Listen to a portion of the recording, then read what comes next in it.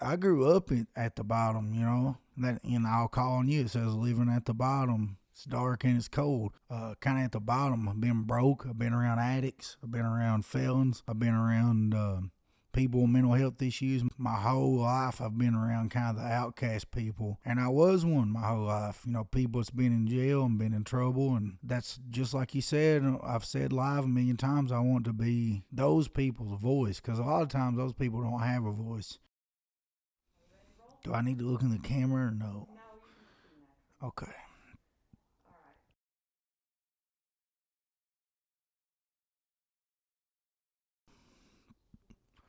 We grew up. I mean, my mom. Kind of feel like my mom and I grew up together. Um, we were, I guess you could say, pretty poor, and I didn't realize it till I got off to college. You know, because everybody around here. I mean, you know how it is. Everybody around here is kind of the same, but you know, it was a working class family. My dad was a coal miner, and my mom did kind of odd jobs. Like she was a waitress sometimes, and um, she worked in gas stations and things like that. She ended up going back to school, but you know, it was just a real humble background. When Brando was born, I was actually fortunate enough that I could stay home. I didn't have to work for the first few years of his life. We were attached at the hip, actually. I didn't go anywhere without him, and we were like best little buds, even when he was a small child. But when his father and I got divorced, I had to work. And when I went to work, I actually worked a lot. So I was blessed to have so much family around me. My mother, my older sister, my younger sister, and my brother all lived in a very close community where you could walk from one house to the other.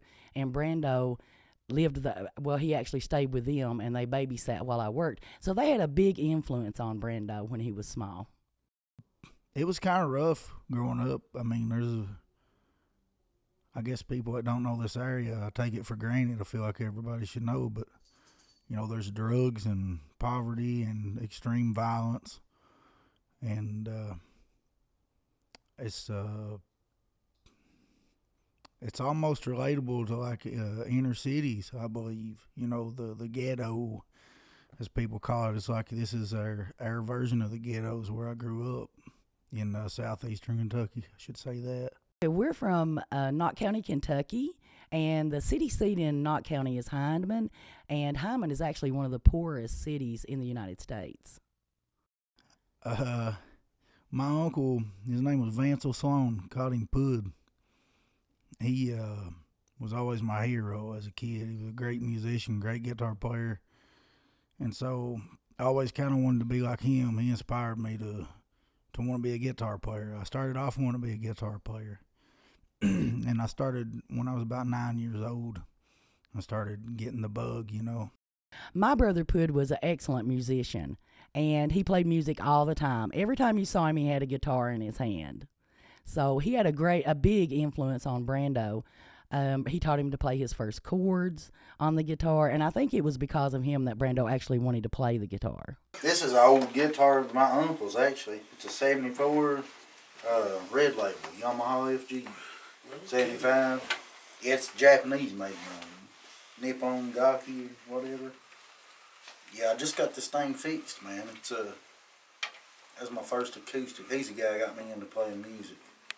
What Pud would do is he would play the guitar, and he would actually show him a chord. He would play scales, and he would do different things like that. And he would say, "Can you hear this, Brando? Listen to this. You have to be able to hear this. You can't play a guitar if you can't actually hear it."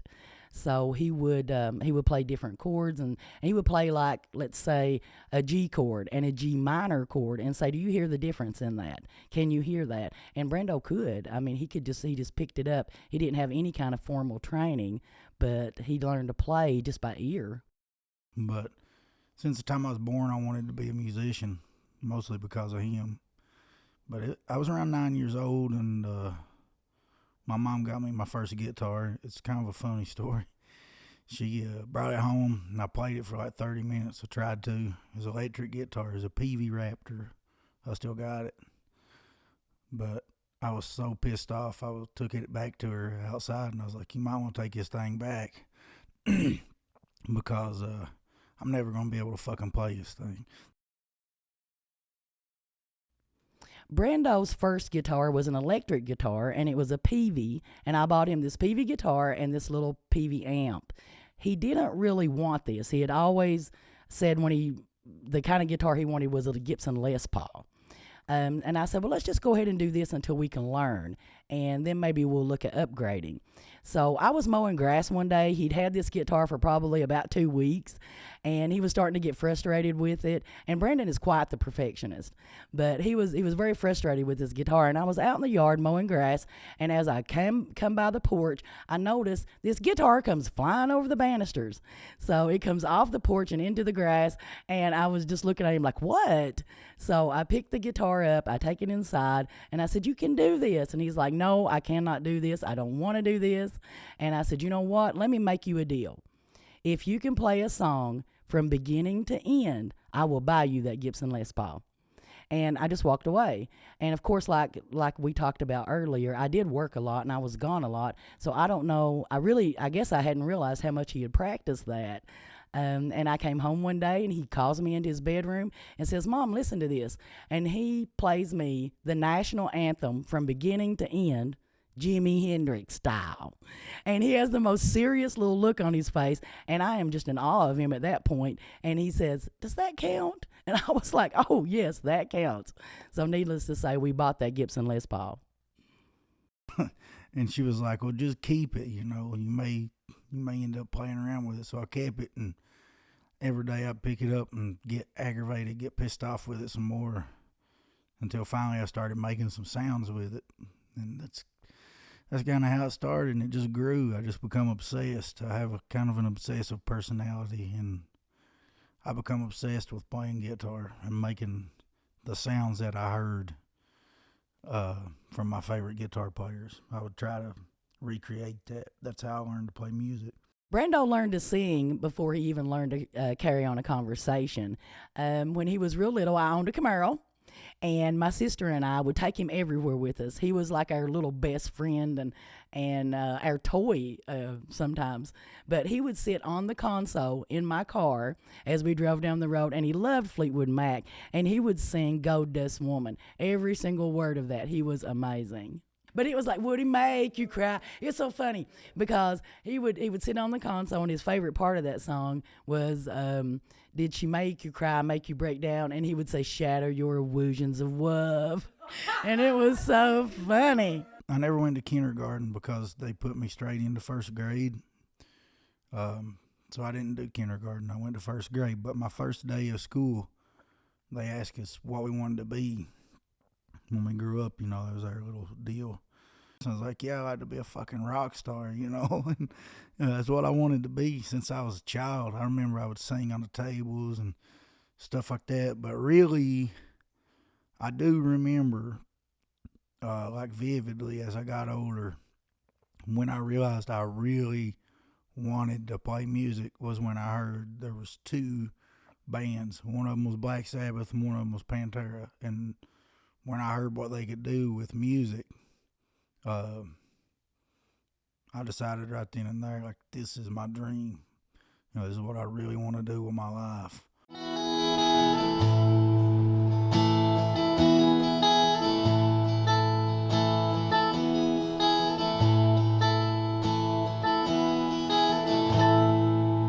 As the day turns to night, the stop signs and street lights got a band in the back.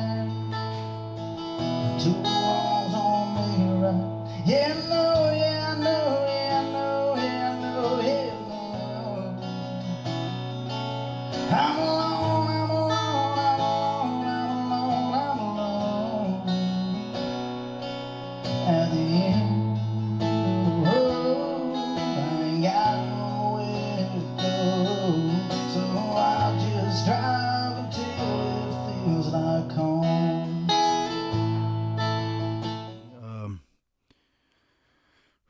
started out as a metalhead. Like I loved metal music because my family, my grandma was old regular Baptist, so we only listened to gospel and we only sang gospel in her house. And then my grandpa on my dad's side was really into bluegrass and traditional country. My dad was into rock and roll, more like AC/DC, and then like southern rock, like Leonard Skinner. He loved Leonard Skinner, and he liked a little bit of the country stuff. But I think he's more into rock and roll. And then my mom was into more. She likes kind of everything, even classical music. So I got introduced to that. Everyone in our family loved music. And I think that probably out of everyone in our family, I probably liked music less than any of them. And I'm kind of embarrassed to say that. But my favorite kind of music was classical music, Ozzy Osbourne. I did a little bit of everything. Metallica, Alice Cooper. I just loved everything. But when I cleaned house, I loved to listen to classical music. And I had a mixed CD. And I had some opera on there. And every time that and one of the opera songs would come on, I would notice that Brando would just stop and he would shiver and he would literally get chills when he listened to opera music. And he loved that so much, even as a small child. I think he was ashamed to tell his friends that, but he did. He loved opera music. He loved classical music. And one of my favorites is Bach. I absolutely love Bach, and I like Bach because of the cello. So I'm real pleased that Brando decided to add the cello to his music because I think it adds depth to that. And I got introduced to, she was really big into, she loves Ozzy Osbourne. So I think she kind of influenced me with the Black Sabbath. She loves Metallica. My mom does. My mom was never into country or anything like that. She was more rock and roll and a little heavier side. And then my two aunts, Sissy Murray and Sissy Rosie, that's what I call them, my mom's sisters. Sissy Murray was really into Kiss, and Rosie was really into Aerosmith. So I got a big mix of music from the time I was coming up. And my uncle that played guitar was into it all. I mean, he just loved it. He just loved music. While I was working, Brandon spent a lot of time with my sisters. He would house hop from my younger sister Rosie's house to my older sister Murray's house. And I think the person who influenced him most between those girls was Rosie. She loved classic rock music, and she would ride him around in her car, and they would listen to music and jam out. And before he could even carry a conversation, he could actually sing an entire song. Word for word, the music that she listened to, and it was all mostly classic rock. And my older sister Mary, she loved Lita Ford, and she loved Kiss. Now Brando liked Kiss too, and when he started playing guitar, one of the songs that he learned to play first was a song by Kiss. So out of all of them though, Pantera, Black Sabbath, I remember those two really, really changed me. And then when I started looking and listening to Slayer and Metallica. So I was really into thrash, I guess would be the genre, like real thrash. I never got into Anthrax that much. And then as I progressed, getting older, it turned to bands like Hatebreed, Throwdown, more hardcore genre stuff. And it stayed that way till I got a lot older. And then as I got older, I kind of softened back up. I went back to stuff that I'd listened to as a kid. Started getting into traditional country. So I really liked the old guys, like Conway Twitty, Vern Gosdin. Sammy Kershaw is probably my favorite country singer of all time. David Allan Coe's actual work. You were a hitchhiker burning hand, if it hadn't been for love. Never would have caught a train to Louisiana, if it hadn't been for love. Never would have run through the ground of rain, if I $1 to my name, if it hadn't been for love. Never would have seen the trouble that I am, if it hadn't been for love. Wouldn't have gone like a wave, if it hadn't been for love. And so it's like it's always changing and evolving. I've always been into Tool and A Perfect Circle because I thought they were really intelligent. they approach music from a different standpoint. That changed me a lot. It just, I could go on and on. It's like every day of my life there's music. You know, I am music. There's probably not been one day that's went by since I was 9 years old that I didn't play guitar.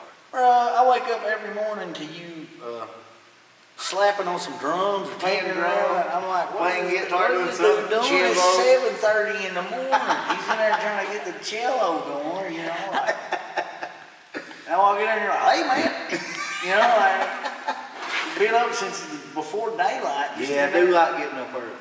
And the thing is most of the time you're not even writing up. You're just in there just staying fresh. Yeah, just fresh. Just staying fresh, you know. It's fun.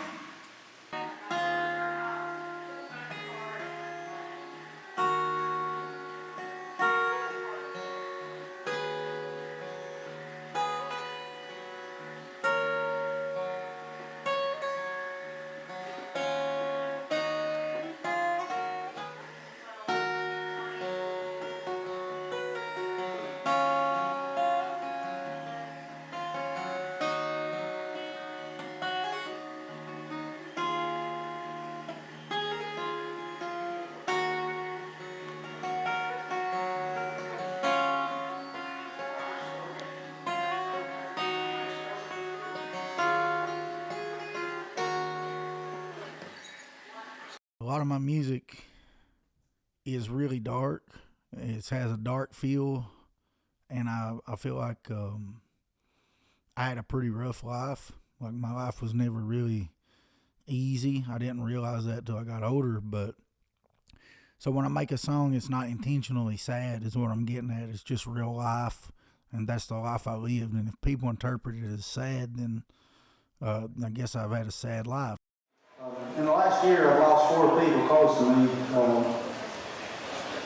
2 weeks ago to the day, my buddy got murdered, and he was like my best friend, so he would have loved to be here. He was a metal guy, so tonight's for him and the other people. This song here, I lost my girlfriend in October. She passed away. She was 27, and this was kind of how I felt during that time. I hope y'all like it. My whole life I've always I've sought out wisdom. That's what I seek out the most, is to be wise. And so I've had to suffer a lot, I feel like, for it. So when you hear those songs, that's what that is. It's my way of suffering vocally, because I don't really talk about stuff like that much. I'm pretty private. How did I first hear about Brando? I guess it was Sean Thatcher. Yeah. Yeah. Sean started a group chat with me and Brando. I don't think we were even friends on Facebook yet. I don't know. Can't remember. I can't remember that either. But I know it was Sean that first hooked us up. And he was like, Brando meet Sam, Sam meet Brando. Mm-hmm. And that's what started that. That was in, October, November? Yeah, 2020. It was I know we just had our friend anniversary on Facebook. Yeah, it was like it was sometime during that time. I can't remember exactly. The fall. Yeah, it was fall. We'll just say fall of 2020, because we got in here the first time and actually met in December. Yeah, December. Right before Christmas. Yep. But yeah, it was a totally different process than I had thought of. Like, coming into this, John had died, and we had wanted to play some music, and so I hadn't seen him in a long time. And this is how this whole thing got started. It's a crazy story, but John had messaged me the guitar that I play on stage, the Epiphone, and this is a insider thing. Her name is Delilah, the guitar's name. So now you know. But yeah, the guitar that I play on stage, the Epiphone, I got it off a guy I used, and John had messaged me and was like, "Man, that's a nice guitar." I was like, "Dude, what the fuck? I haven't talked to you in forever, you know." So he was like, "Man, we need to get together and play some." And he was like, "I want to play guitar and I want you to sing, and I want to record it," because I usually played in metal bands and I played guitar. I would do backup vocals or things like that, but I only ever sang like in a family setting, like when we're sitting around just family and friends. Never really sang on stage or anything like that. And so we made plans to get together. He was going to play guitar and I was going to sing. And he had some recording equipment, so we were going to record it.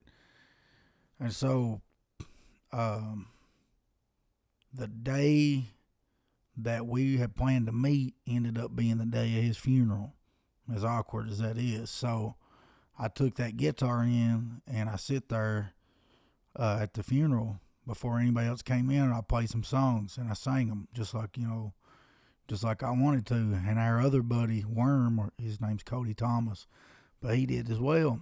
And he's been a big influence in my life too. And these people pushed me to sing and record music. I didn't want to. It was uncomfortable. I've never wanted to do that. And so these people were saying, well, John didn't really have anything he left as far as recording his best stuff. He had written it, but he wouldn't record it because he was like me, he was shy. And so when all this stuff started happening, these people were passing away. And like I got home from John's funeral, I found my dog dead. My dog was 16 years old. It died on the day of his funeral. And then a couple months later, Sarah passed away, And I was like, man, I need to. Everybody was kind of pushing me to record some songs, record some music, just something that I could give. And I was like, man, I could give this to people if something happened to me. So I did. Sean Thatcher introduced me to Sam. And then I came down to the studio in December of 2020, and I had 6 songs. And so I just decided to play them, record them, just guitar and vocals.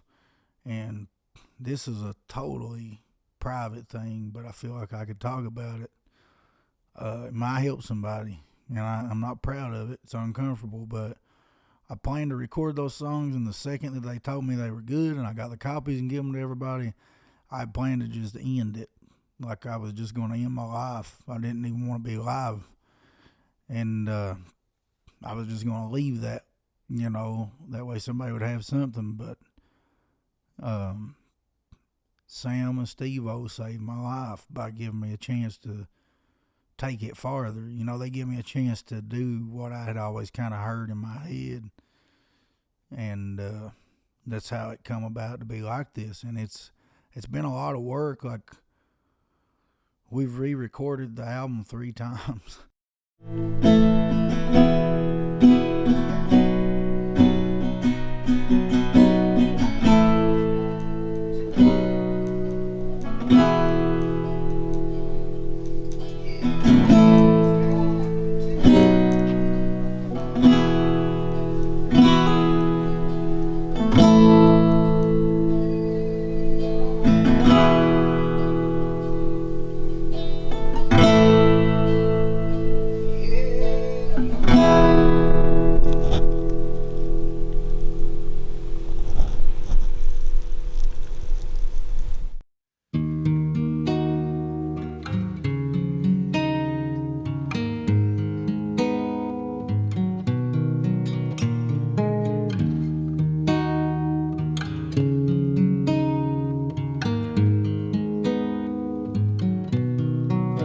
Some days I just wish the world would burn. Some days I'm just waiting for my turn. And in my mind is where I hide it all. So far down, there's nowhere left to fall. And through the flames, no one can hear my cries. I'm too far gone to make it back this time. So watch me burn.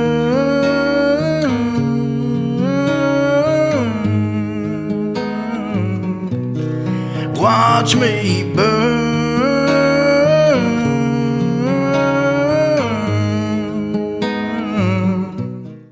That song was the first single I put out. But it was that same way. I was real iffy about that song. I almost didn't record it because I was so scared. And a lot of people don't know, but I've dealt with mental health, depression, and anxiety, and suicidal thoughts and suicide attempts. And a lot of people don't know that because I don't tell people. It's not something that anybody really even knows. And that's what that song is about. And as men, like, this is where I'm going with this. As a man growing up where we grew up, like, you don't really get to talk about that stuff, or it's like, get the fuck over it and go on. You're a man, you know what I mean? You got to be hard. In the environment I grew up in, you had to be hard or you'd get eaten alive, and it wasn't a choice. It wasn't like, oh, well, you can express your emotions. It was like, get the fuck over it and be a man. So it's super scary. And it's like walking on the edge of a razor blade, like this could go really good or it could go really bad. Talking about emotional stuff and talking about mental health and talking about these things that people don't usually talk about because it's hard. They're hard subjects to touch on. And it's extremely scary, but the responses I've had so far have been amazing. Like, it's touching, man. It gets me emotional sometimes when people tell me, hey, man, I heard your song and it helped me a lot. If I can do that, that's the point of this shit. You know what I mean? I mean, I love playing music. I love writing music and I love performing music, but really I just want to help because that's what helped me. There's a lot of music helped me, when I was in those places. I met Brando. I was working on an album called Smoke, and I wasn't heavy into it yet. I was just going and laying down some stuff. I was just kind of getting started on it. This shows you how long he's been working on his album, because that album is already out, and his isn't out yet. But he was working on some stuff. I'd been going down to Sam's a lot at the cave, just playing with some ideas. So Sam hits me up. He's like, hey, I got this guy coming down today. And he'd already been down there once. He's like, I got this guy coming down today, and his name's Brando Vanschoyck. He's like, and you need to come check him out. And I did that all the time. He would call me like, I've got these guys coming. They're pretty good, because I just like going and listening. And so I was really just there as just a spectator, just fly on the wall, because I just like, well, they're saying this guy's pretty good, and I want to see what it's all about. And I drove down there, and I was not disappointed, at all. And when I got down there, he was laying some more strings over his tracks. So we didn't really have much conversation.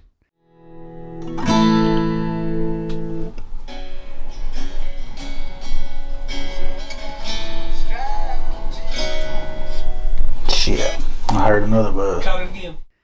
But he was playing, and they was trying to put a tick track or something on there, I forget, but he was getting frustrated. And I just remember I walked out, and I was like, bro, look, I was like, because he hadn't been in really a lot of studios, and I was just like, man, there's no need to get frustrated.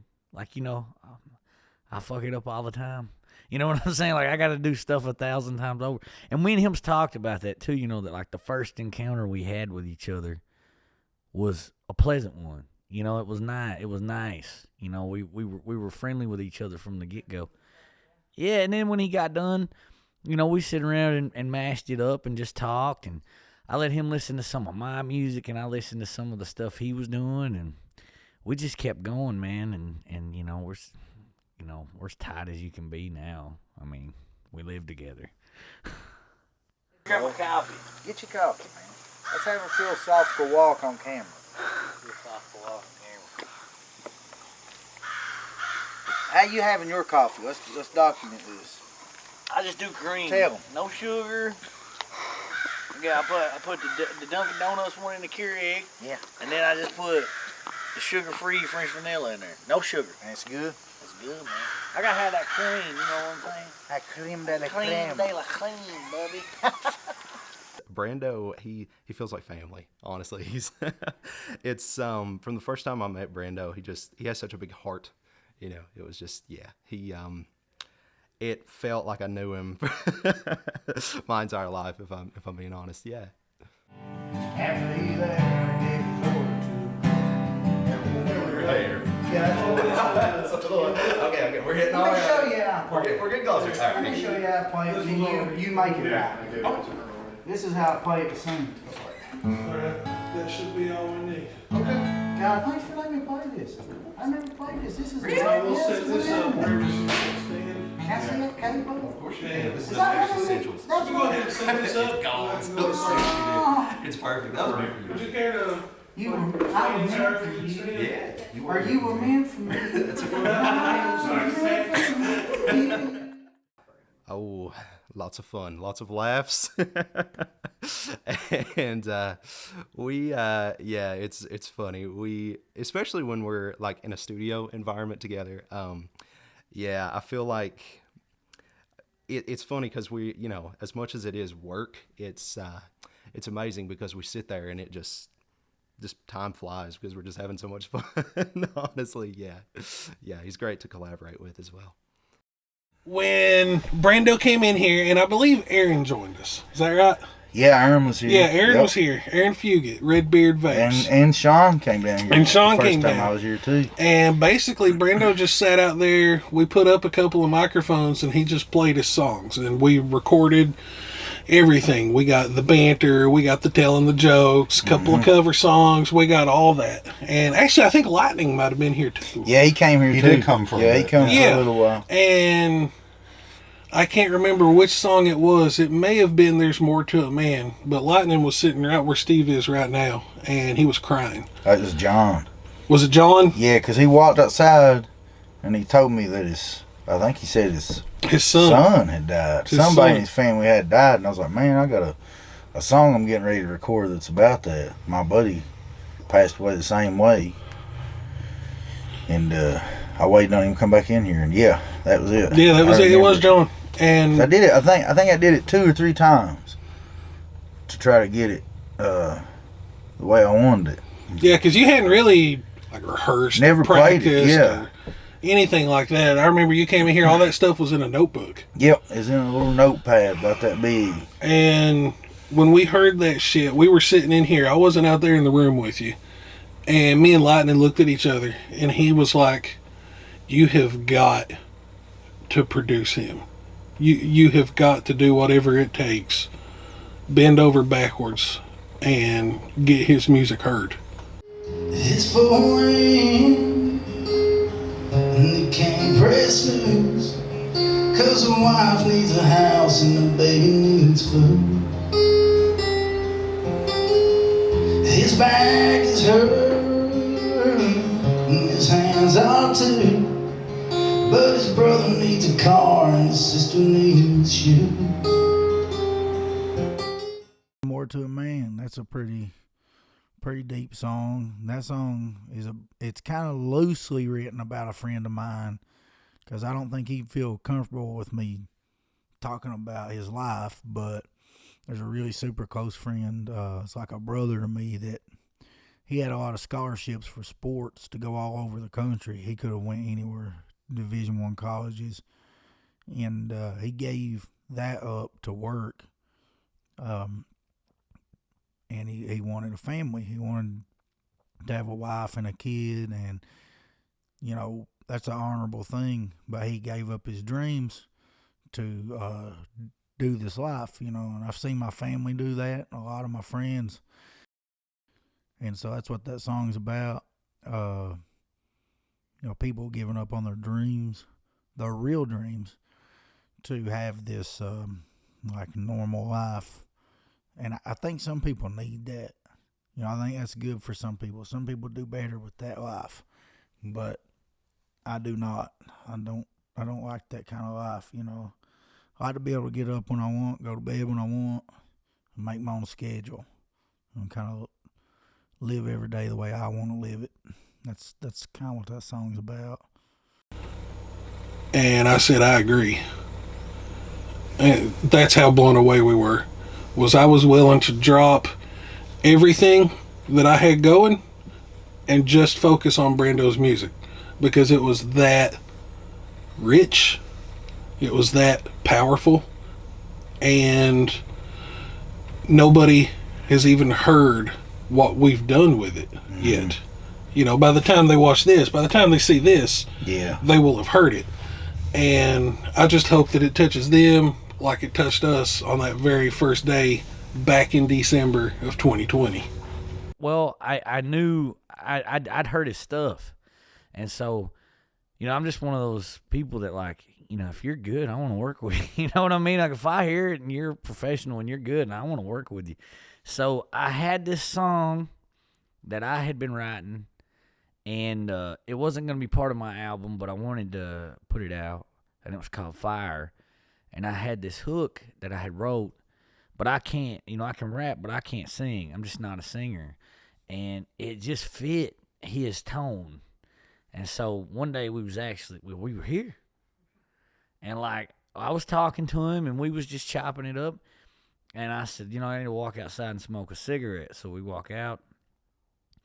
And I had my phone, and I was like, man, I have this idea for a song. And, you know, I'm always weird about pitching stuff to people because they maybe just be like, nah, bro. You know, because hip-hop is not something everybody wants to be a part of, especially around here. And so I played it for him right there on my phone. And I rapped it, and I said, you would sing this. And he was like, yeah, let's do it. You try to take them with you, but they just disrespect. Soon as you turn your head, they try to break your neck. But that's alright, yeah, I got a clear view. I see you standing there hating in my rear view. It's a call through the flame, it's a bag of smokes. Can't quit doing what you love the most. Hard times makes a man wanna cry. It's a hallelujah, let me testify. And I mean, it was like, he didn't even, you know, I was like, you know, really? You know, and he was like, yeah, let's do it. You know, he's like, I don't care. He said, you know, I've never done hip hop. That would be cool. And then we done it. And he killed it. He was amazing. And I thought that was cool because it showed how versatile he was. You know what I'm saying? He can go into anything. Yeah, well, we've done 2 Dozen Roses by Shenandoah. We did that down at the Lowell Benefit.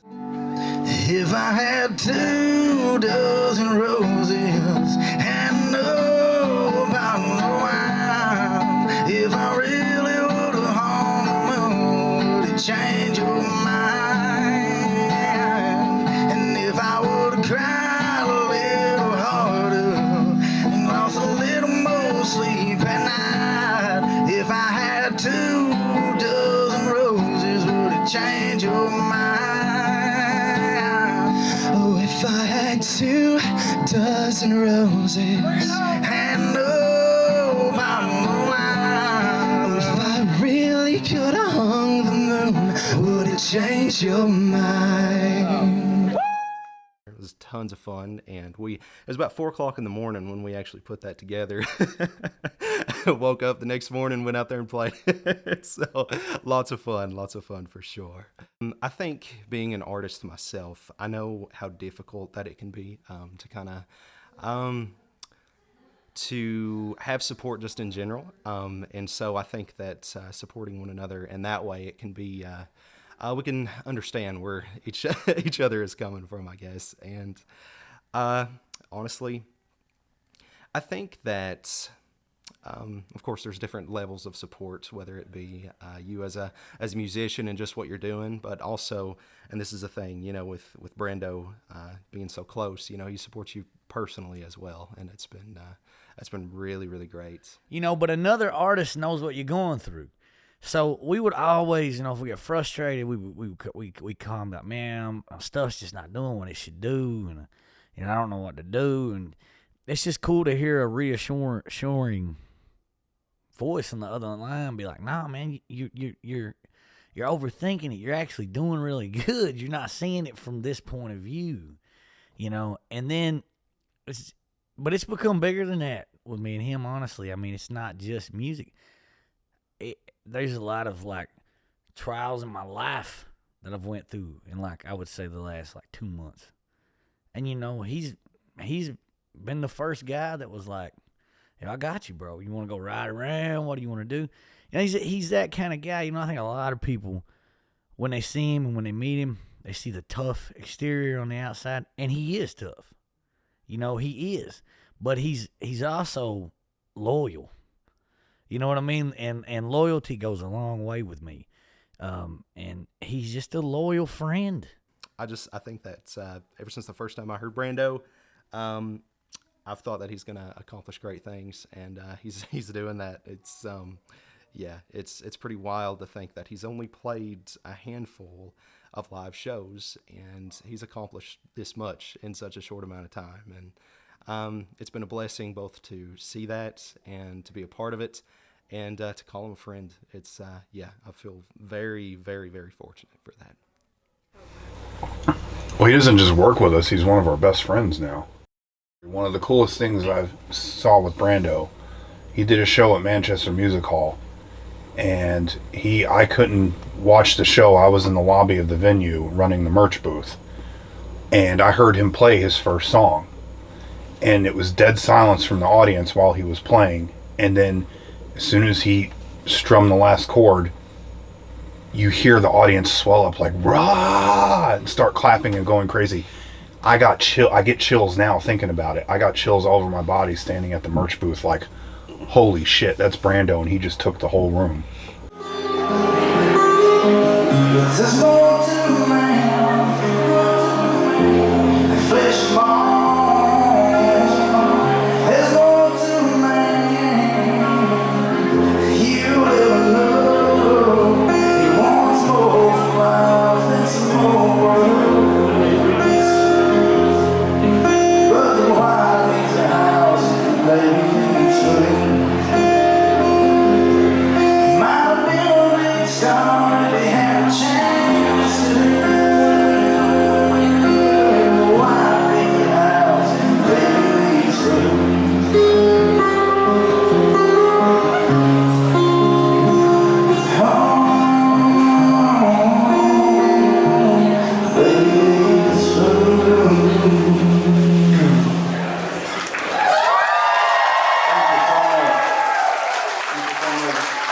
Brando is, I hate to use the term full package, you know, they're the whole package, but he is. You know, we'll sit here and talk about him next to him and get him embarrassed or get him bashful or whatever. Appreciate it, man. Brando has a big heart. Brando knows how to express his heart vocally, good and bad. Yeah. Yeah. And Brando's got a story. Brando has an aura around him, and that needs to be shared and felt by others, with others, because it's too unique to not capture and put out to the world. It's just too damn unique. It deserves to be heard. It deserves to be heard. It deserves to be seen. Yeah. So it's coming out on Halloween. That's not an accident. That was purpose. Everything I do is planned. Yeah, you're a man of strategy. Yeah, there's a lot of symbolism in everything that I do. I like symbolism. But it's called A Fool's Journey. And actually, this is a good time to talk about that. Are you nervous about it? I'm really nervous about it. Don't be nervous, man. It's gonna be This all right. guy's got 4 albums out. Yeah, I have 0. Listen, once you put one out, you're just like, the rest of them, you're just like, it doesn't matter. But yeah, I'm nervous because it's like I said the other day to you, Suzanne. It's like writing down your entire life thoughts or emotions and just giving them out to the world. It's scary as hell. It's terrifying, honestly, to write your own songs, because I don't co-write, and everything you hear was written by me. It's all about my real life. There's nothing fictional, you know. It's just real gritty stuff, and it's scary because I'm a private person. I don't talk about personal issues with very few people, you know. Excuse me. But I've told everybody it's a terrifying thing because I'm actually writing things out that I've never told people, like emotions and things like that, and sending it out into the world. You know, it's not like going to therapy and talking to one person. It's like you write a journal, a whole journal of your whole life, and you just send it to everybody in the world. Like, here's my whole life. Yeah, you're totally exposed, like you're naked to the world, you know. But it's been a wild process, because during the process, I've went through every emotion you can go through, because you have to listen to these songs and play them a million times, and every time I play them, it puts me back in that place where I was at when I wrote them, and it's not good. A lot of them is not good. So I've grown a lot as a person too, and I feel like by doing this album, I've grown as an artist, and I've got better vocally. I've got better at guitar because I've had to be better. You know, when you're in the studio, you're under a microscope. Yeah, right there, right where it does drive. Yeah. That note needs to hold. Instead of, see how you strummed out of it? So I'll just drive it till it, like that. It changes chords right there. So I'll just drive until it feels like home. So I don't know which one to hold. So I'll just drive until it feels like home. That was it? You do it like that, that'd be good? That was it right Okay, there? yeah, I got what you're saying there. You know, used to, I just play at home, and if it was good, it was good. I didn't give a damn, you know. But when you're under a microscope, you hear everything. And with these guys at Fat Cave, they're like perfectionists, like I am. So when they hear something, it's like, it's not going to work. Do it again. You know, that's what you need, is that team around you. And this is, I can't say that enough. This has been a team effort. You know, everybody that's contributed to this has made it what it is. It's not just me. It was my vision, but I had a whole team helping me bring it to life. And without every single person that's been a part of it, it wouldn't be what it is, you know. So we've all grown and learned a lot, and I'm proud of it. I can't wait for it to come out.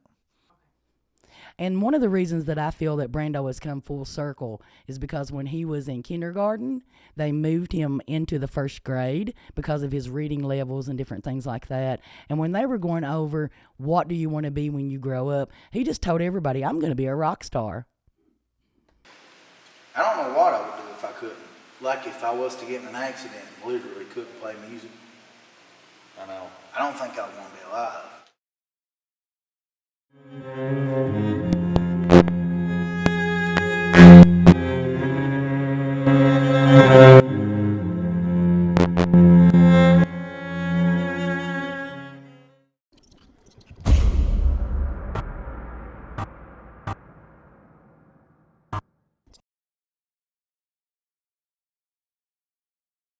I'm an alien, but we grew up mostly in Area 51, formerly known as Knott County, commonly known as Knott County. Sit up straight, am I okay? Yeah, Does my shoulders look straight? You look hot. I tell you what, that is a compliment from you, sexy dude. Okay.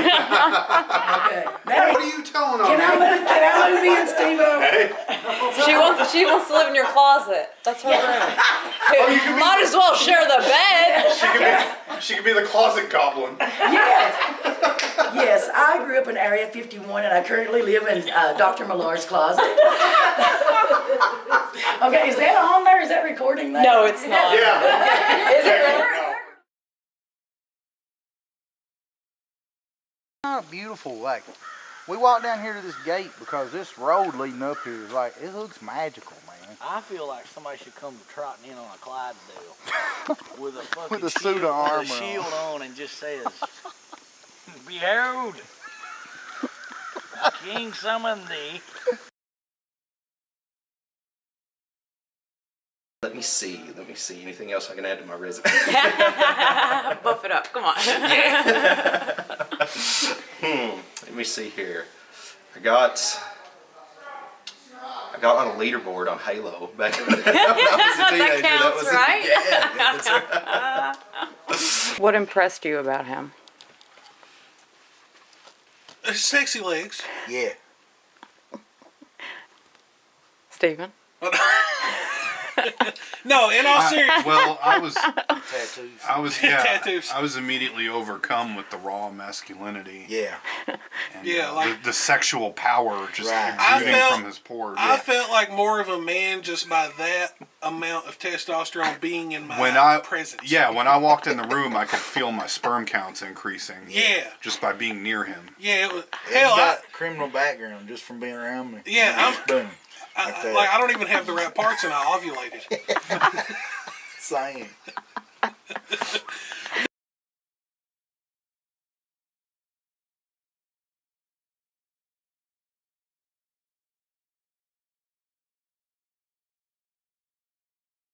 I like black. My car's all black. My life is black. My heart, my soul is black. Yeah. Sweet walls. I would say what do you want to add, but Yeah.